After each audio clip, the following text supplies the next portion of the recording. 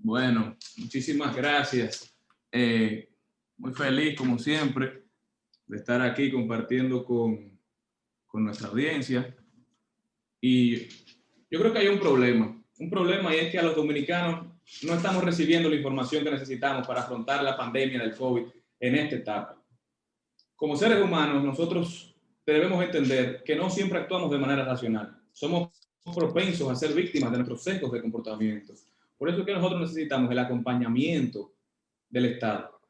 Y más en momentos en que la sociedad dominicana está experimentando una especie de fatiga de la cuarentena. Una especie de fatiga de la cuarentena que raya en el hartazgo. Sin embargo, lejos de ir tomando las medidas necesarias para dejar claro cuál es el comportamiento correcto para reducir las probabilidades de transmisión, nosotros seguimos tomando medidas como que estamos en febrero del 2020. Y mi intención con este comentario no es maltratar a nadie. Yo sé que todo el mundo actúa con las mejores intenciones con este tema. Pero hay que reconocer bien claro lo que está sucediendo en la sociedad.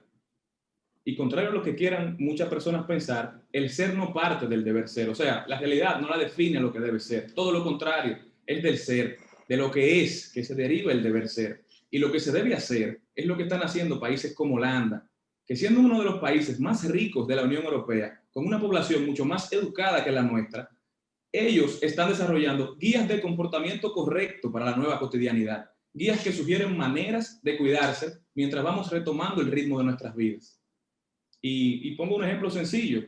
Durante la cuarentena, las autoridades de salud holandesas le sugirieron a los solteros que en vez de estar teniendo relaciones con personas diferentes, eligieran una persona con la que tienen confianza y decidieran ser sexualmente exclusivos. ¿Por qué? Bueno, porque si usted tiene un compañero, está comprobado que el virus es menos probable a esparcirse que si tiene varios.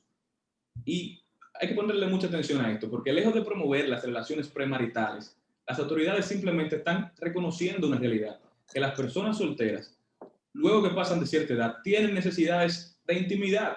Y por el bien de todos, lo mejor es que cuando vayan a saciar esas necesidades, lo hagan con el menor riesgo posible. Y aunque para mí, debo admitir, es muy difícil imaginarme a un Ministerio de Salud dando una guía de cómo tener relaciones premaritales de manera segura en tiempos de COVID, y no solamente porque probablemente Víctor Masalle se comería vivo a Plutarco Arias, sino porque se me hace muy difícil imaginarme al Ministerio de Salud o el Gabinete de Salud dando una guía de cualquier cosa, de cómo reabrir gimnasios, de cómo volver a las escuelas, de cómo volver a los restaurantes y los bares, porque aquí nadie le está hablando a los dominicanos de problemas que antes no existían, pero que sin embargo hoy son parte clave de nuestro día a día.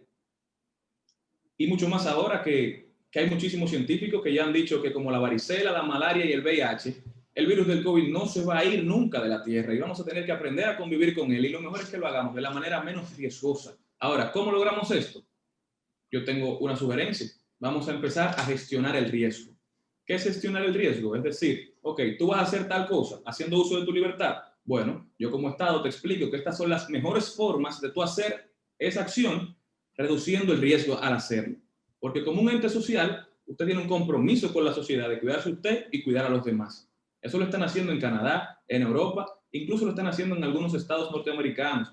Y yo estoy convencido de que aquí también debe elaborarse un plan y un procedimiento claro de gestión del riesgo, porque claramente el mensaje de reclusión total no está funcionando. La gente no lo está respetando y la economía ya no lo aguanta. Cuando la gestión de riesgos es la regla, el proceso se hace mucho más llevadero y alcanzar el fin deseado, que al final el fin deseado es que la gente se cuide y que el virus no se transmita y se contagie de una manera descontrolada, se vuelve sostenible en el tiempo, porque podemos vivir cuidándonos. Lo que no podemos es vivir encerrados. El único problema que yo le veo a eso aquí en la República Dominicana es que nosotros como país tenemos una mala costumbre. Tenemos la mala costumbre de poner resistencia a los mecanismos de prevención. Porque hay algunos sectores que entienden que cuando se le busca una solución que reduce las consecuencias de un comportamiento riesgoso, se está promoviendo el comportamiento riesgoso. Pero eso no es así. Si seguimos promoviendo como Estado, que es todo o nada, que es o andar por la libre o estar trancados, y no encontramos un punto medio, eso nos va a pesar. Y si seguimos convirtiendo la lucha del COVID en una lucha de clases, una lucha de superioridad moral, donde algunos le dicen animales, inadaptados, salvajes, a todo el que no tiene las condiciones para quedarse en casa en total comodidad, aun cuando muchas de esas personas que lanzan esos improperios son los primeros que en fin de año, ahora recientemente, se fueron del país a lugares donde las restricciones no son tan fuertes, o si se quedaron en el país, se fueron a cualquiera de los complejos turísticos que nuestro país ofrece, los efectos como sociedad serán catastróficos. Y yo creo que le habremos fallado a la mayoría de los dominicanos. Así que yo les recomiendo a todos que bajen de su altar, dejen de estar juzgando y vean lo que está pasando a su alrededor. Es momento de ser pragmáticos y de defender lo que con tanta sangre, sudor y lágrimas hemos construido como sociedad. Pero sobre todo, es momento de ser empáticos. El mensaje ya no puede ser quédate en casa, que hay demasiada gente que ya no puede quedarse en casa. Producto del COVID han suscitado muchísimas pandemias sombras. Hay gente que no puede quedarse en casa porque está sufriendo de maltrato, está sufriendo de estrés, está pasando hambre. Hay gente incluso que ya no tiene casa. Ese no puede ser el mensaje. El mensaje es que hay que usar mascarillas, hay que lavarse las manos, guardar el distanciamiento físico, que si usted se va a juntar, trata de juntarse en espacios abiertos. Si usted cree que está infectado, no visite a nadie. Y si se siente mal, aíslese o busque ayuda. Si usted tiene condiciones preexistentes, bueno, pues cuídese aún más. Y si puede trabajar de casa o de manera intermitente, hágalo. Si va a ir al gimnasio, ande con su alcohol y ande con su mascarilla. Estos son el tipo de informaciones y los lineamientos que las autoridades deben estar promoviendo una y otra vez hasta que cansen, hasta que nosotros nos cansemos de oírlo. Todos los anuncios deben hablar de eso, hasta que lo asimilemos y hasta que lo entendamos. Así es que honraremos a aquellos que se han ido a destiempo, cuidando la vida, pero viviéndola. Muchas gracias. Muchas gracias a un aplauso. Eso Mariotti. merece un aplauso. Así es. Definitivamente. Primero, yo me identifico totalmente con los términos que Charlie acaba de pronunciar. Hay dos conceptos fundamentales: gestión y prevención, que son dos pilares de lo que es el pensamiento moderno hoy en día, y se contraponen a la teoría y a la visión judeo-cristiana del crimen y la compensación. A veces yo escucho personas hablando de meterlos presos por 2 meses, de azotarlos, de proferirle castigo a esas personas que muchas veces, como dice Charles, están en la calle no porque quieren, sino porque no tienen otro lugar donde estar. Así es. Y eso es un problema. Lo que pasa está que como vivimos de espaldas al mar, siendo una isla, también vivimos de espaldas a la realidad de nuestra sociedad. El problema es que ante la realidad del COVID no podemos hacernos los locos, porque el COVID ataca a cualquiera y en cualquier momento, y eso no se ve en la cara. Entonces, no es prudente seguirle pidiendo a la gente que ponga su vida en pausa otro año más. No es prudente, pero tampoco es realista creer que eso va a suceder, porque la gente tiene que vivir, la gente tiene que comer y la gente tiene que subsistir y mantener una familia. Aquí hay personas de 80 años que tienen que salir a trabajar todos los días para poder alcanzar una comida al día.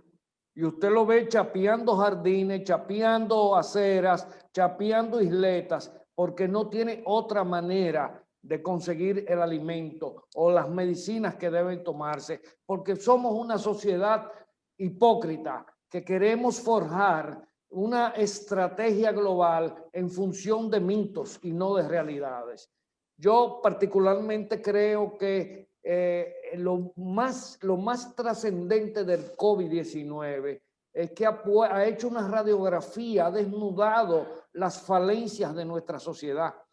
Y aquí lo tenemos, señores, aquí lo tenemos, que el sistema educativo no funciona, lo hemos visto. La indisciplina dentro de los cuerpos de seguridad y cuerpos, lo hemos visto. Los privilegios de las élites que se van a casa de campo, a los resorts, a clubes privados, a hacer festín, lo hemos visto. Entonces, ¿cómo una sociedad pretende utilizar el esquema de crimen y compensación para regular la vida de las personas? Pero oye, ¿de qué tipo de personas?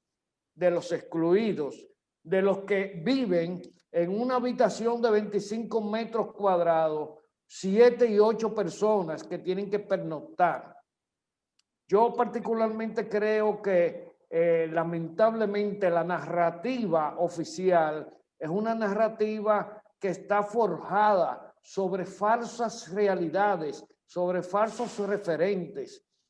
Y el problema del COVID no es un problema moral. El problema del COVID no es un problema ético. Es un problema de desigualdades, es un problema de exclusión.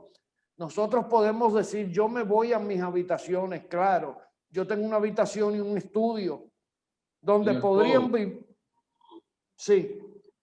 Hay algo básico y es que cuando usted le limita por mucho tiempo a las personas el contacto humano, porque hay muchas personas que viven solas, hay otros que son pocas personas en una casa, los niveles de ansiedad que desarrollan, los niveles de estrés, lo llevan a rechazar todos los protocolos de seguridad. O sea, que luego de un tiempo largo, esa persona va a soltar todas las medidas que tenía y va a dejar de cuidarse y va a salir a la calle sin ningún tipo de prevención. Entonces, eso es lo que estamos promoviendo ahora. Lo pudimos ver ayer, el metro, una fila que llegaba casi al Colegio Clareta, ahí en el metro de la Lincoln con Kennedy.